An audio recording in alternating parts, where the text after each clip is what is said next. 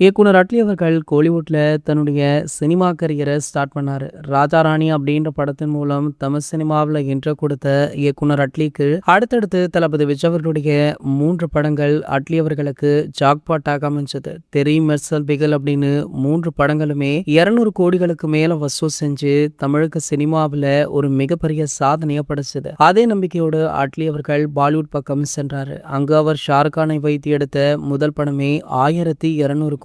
So பாலிவுட்ல Atlee அவர்களுடைய மதிப்பு வேகமாக உயர்ந்தது. அதனை அடுத்து பாத்தீங்கன்னா பேன் இண்டியன் ஸ்டாரான அல்லு அர்ஜுன் அவர்களை வைத்து தற்போது சூப்பர் ஹீரோ சப்ஜெக்ட் கொண்ட ஒரு படத்தை எடுத்துட்டு இருக்காரு. இந்த படத்துல அல்லு அர்ஜுன் அவர்களுக்கு ஜோடியாக தீபிகா படுகோன் நடிக்கிறாங்க. படத்துடைய பட்ஜெட்டுமே மிக அதிகம். இந்த படத்தை சன் பிக்சர்ஸ் தான் தயாரிக்கிறாங்க. இந்த நிலையில பாத்தீங்கன்னா இந்த படத்துடைய பத்திரிகையாளர் சந்திப்பிற்காக சமீபத்துல அட்லி அவர்கள் ஒரு சில ஃபேன்ஸையுமே மீட் பண்ணிருக்காரு. சோ அப்போது பாத்தீங்கன்னா தளபதி விஜய் அவர்கள் முதல்வராகிவிட்டார். நீங்கள் விஜய் அவர்கள் மீண்டும் நடிக்க வந்தா அவரை வைத்து படம் இயக்குவீங்களா? உங்களிடம் அது போன்ற கதை ஏதேனும் இருக்கா அப்படின்ற கேள்வியை எழுப்பியிருக்காங்க. அதற்கு அட்லி அவர்கள் சற்றுமே யோசிக்காமல் தளபதி விஜய் அவர்கள் ஓகே சொன்னா நாளைக்கே ஷூட்டிங்கை ஸ்டார்ட் பண்ணலாம் அப்படின்னு தன்னுடைய அண்ணாவான தளபதி விஜய் அவர்களை பற்றி அவர் எப்படி பேசியிருப்பது சோசியல் மீடியாக்கள்ல வைரலுமே ஆகிட்டு இருக்கு. விஜய் அவர்களோ தற்போது சினிமா வேண்டாம், முழுநேர அரசியல்வாதியாக செயல்பட இருக்காரு. தமிழக முதல்வராகிவிட்டாரு. கண்டிப்பாக சம பிஸியாக